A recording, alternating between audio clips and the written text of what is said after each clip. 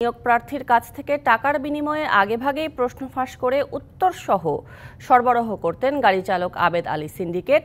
গেল কয়েক বছর ধরেই এই কাজ করে আসছেন তারা। এই সংক্রান্ত আমরা প্রতিবেদনটি দেখে নেব এবার। পাবলিক সার্ভিস পরীক্ষার প্রশ্ন ফাঁসের পর প্রতিষ্ঠানটির সাবেক চেয়ারম্যানের গাড়ি চালক ও তার ছেলে ৩ কর্মকর্তা সহ ১৭ জনকে মঙ্গলবার আদালতে হাজির করা হয়। এর মধ্যে আবেদ আলী সহ ৬ জন স্বেচ্ছায় আদালতে জবানবন্দি দেন। আলাদাভাবে দেয়া জবানবন্দিতে ঘটনায় জড়িত থাকার দায় স্বীকার করেন তারা। স্বীকারোক্তিতে বেশ কয়েক বছর ধরে পিএসসি, বিসিএস সহ বেশ কিছু পরীক্ষার প্রশ্ন ফাঁসের কথা স্বীকার করেছেন তারা।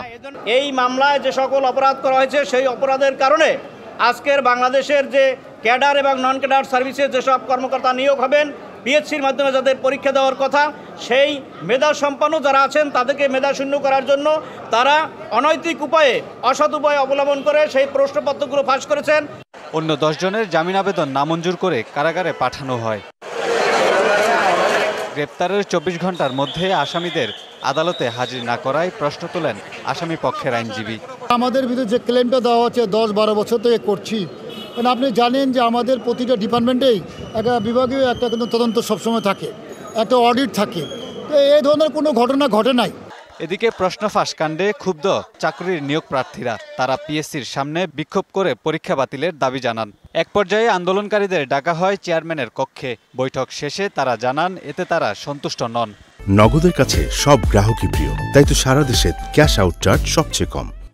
শুধু ডেপুটি ডিরেক্টর বা ড্রাইভার বা হেল্পার বা অফিস সহকারী এসব ধরে লাভ হবে না। বড় বড় পোস্টে যারা আছে তাদের কথায়, তাদেরকে যারা ইন্ধন দেয়, যাদের কথায় তারা উঠে আর বসে, তাদেরকে ধরা উচিত। পিএসসি একটা সাংবিধানিক প্রতিষ্ঠান, কিন্তু তারা কাজ করেছে অসাংবিধানিক।